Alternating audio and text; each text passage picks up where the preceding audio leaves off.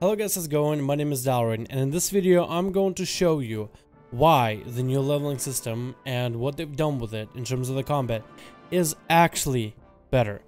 I have been looking through these forum posts over and over and over, and there's so many ideas behind why people like the system and why they don't, and I've been trying to focus on why people don't and trying to understand the other side of the story.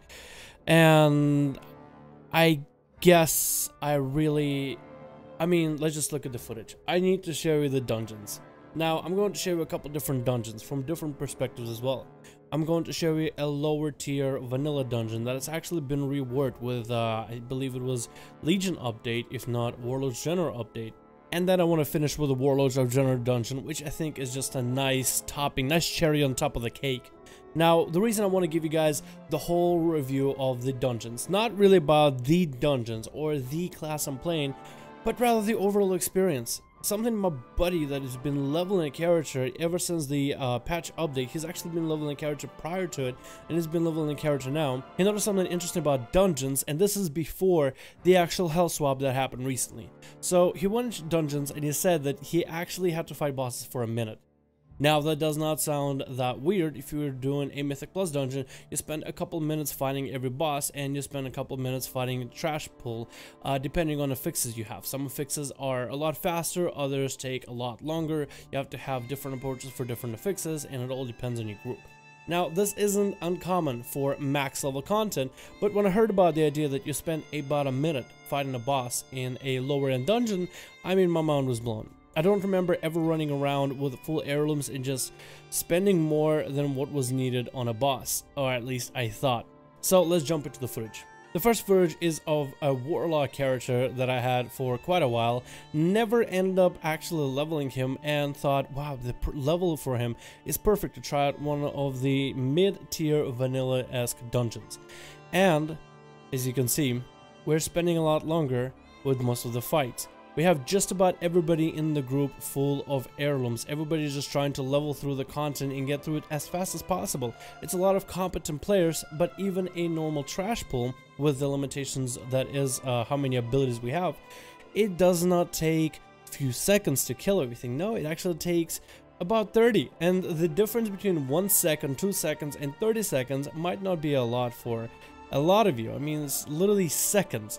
But when it comes to a dungeon, every single pull that you do feels satisfying. You're actually playing your abilities. You're actually pressing your buttons. You're seeing the numbers, and you're seeing just the impact of your said numbers. Now, this is just trash pulls. This is not the exciting part. What I want to show you is a boss fight. A boss fight that you probably had no idea that had mechanics. So, I'll let the video play out for a bit. Hope you enjoy.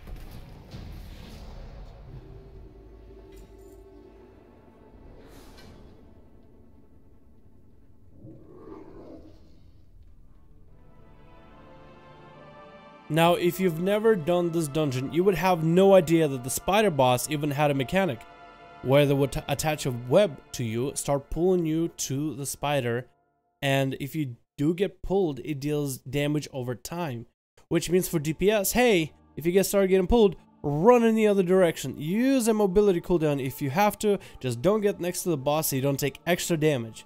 And if you do, I feel like these dungeons are forgiving enough, and the rest of the dungeon felt like a brand new experience, a new experience that I honestly never thought I would even get. This second boss right here, I had no idea extra adds spawn and start making a ring around the Rosie and making a circle of fire. And this goes for the rest of the dungeon. And there's a point of the video where it is going to speed up, but that's okay because it's a good thing. The whole dungeon ended up being a lot bigger, and I tried to cut only to the boss fights, but I actually had to speed up the footage because there's actually so much that I was able to record. There's so much of the fights. What does this show us? This shows us that while these dungeons for 5 experienced players, let's say the healer, the DPS, and the tank, all of us have heirlooms, and I know that I do, and I'm just guessing from the transmogs that the other guys do, that hopefully they're not transmogs, that yes, all of us are experienced players. Yes, all of us have heirlooms. So for us, this was easy.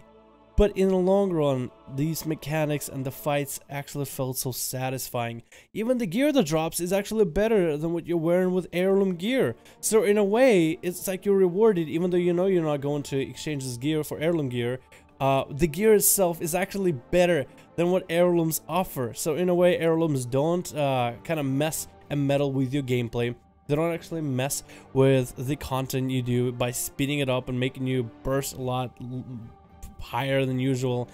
You actually get to experience the game.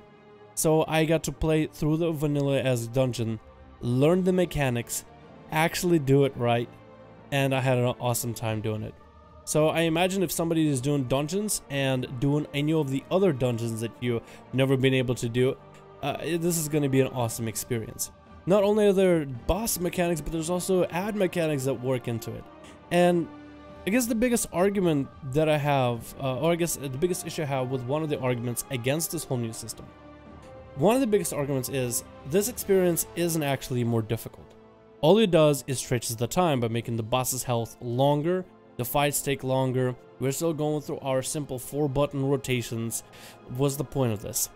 And in a way, I think the early game stuff for World of Warcraft, for current WoW, when you're not thinking about it like WoW Classic style, for current game WoW, it's almost like a long, elongated tutorial and a story to max level, where at max level you get into the content, but the journey there from level 1 to max level, that doesn't have to be one of the most boring, one of the most monotonous things in the world. It actually can be something that teaches you skills in the game.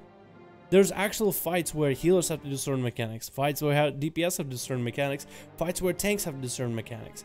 If you're a bunch of inexperienced players and you don't know how to deal with the damage, you don't know how to deal with the mechanics, yeah, those players will actually die in these dungeons. But if you're somebody who is an experienced player, chances are you will be able to get through the dungeon fairly quickly, fairly easily, because again, your skills, let's say you're a heroic and Taurus Raider, your skills apply back to these dungeons, and there should be no reason for you to lose. But that's for a heroic player. Again, a lot of people don't think of these dungeons as an elongated tutorial. And if you think of these dungeons and quests and everything as a long tutorial to learn how to play your class and perfect it and get better, then the whole leveling experience, I think, makes sense. Take a look at this healing dungeon. This is where I try to go healing as a holy pally, and this is what happens when you pull way too many mobs and the tank can't do anything about it. Normally with our BOEs, the tank would just drop a death and decay, couple blood bowls, everything dies. The hunter would just have some multi-shots, everything dies. The red pally would do a few of his divine storms, everything dies. And the shadow priest can literally AFK and just soak up experience. But here, we actually drop. Look at how much healing I am doing. It is so minimal. It is so just tiny. And this dungeon with that wipe taught us that, hey, when you're in a dungeon as big as this, with as many mobs as we have here, you can't pull literally everything. You have to have smaller pulls. The next boss fight taught me is the fact that sometimes I will be silenced, and as a holy paladin, I have the ability to at least deal some damage to the boss, or let's say to a mechanic where a target gets MC'd and we gotta drop him down to a certain amount of health in order to break him out of the MC. And when I get silenced, there's nothing I can do in terms of healing, so I might as well, as a holy paladin that I am, lay in some damage into the boss and help out the DPS even ever so slightly. Because I'm silenced anyway, I might as well try to be useful in some way that I can be. And the last boss taught me that my AoE healing is pretty bad, so I might as well put in even more damage whenever I can. And the fact that I have conal healing means that I heal anything that's in front of me. I can't just kind of target an enemy friendly and then just have healing AoE around me.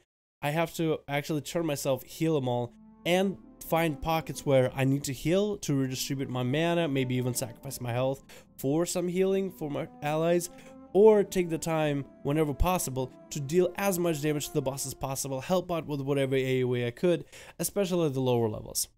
Given all this, I had so much fun doing this dungeon. I thought to myself, I'm just gonna pop in for a few dungeons or a couple alts and I'll just leave halfway through, because I'll get the footage I need and I'll get out if I do get the footage I need. But you know what? These dungeons felt so hard, I actually thought to myself, I can't leave these guys behind. I queued in as a healer, we finally got a queue, we finally got halfway through this. I know how to heal these guys, they can kind of tell how I am on mana. I want to see them through to the rest of the dungeon. It was one of those rewarding feelings where I thought, this dungeon is hard, but I know I can do it, and this team needs me kind of deal. I don't know how anybody else would feel in that situation, but I actually felt like I have a duty to stay with these guys and see it through to the end, because I felt like it was just the right thing to do. Now, the last reason why I think 735 dungeon leveling experience is a lot better is Warlord's General. And I feel like Blizzard might have done this on purpose, but you tell me in the comments below if they did or didn't. The dungeon leveling experience in Warlords was the fastest I've ever seen. Holy crap. I feel like everything else that is meant to be experienced, the vanilla dungeons, the bosses, that whole experience of the group content, I feel like that needs to be slowed down, and they did.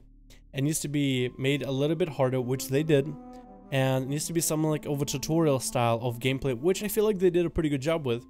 And everything else that needed to be skipped, like Warlords of General, is left skippable. I honestly thought this dungeon was a joke. I came in playing a Brewmaster Monk, had no idea how to play it. I didn't even set up my add-ons properly, didn't even put up my unit frame properly.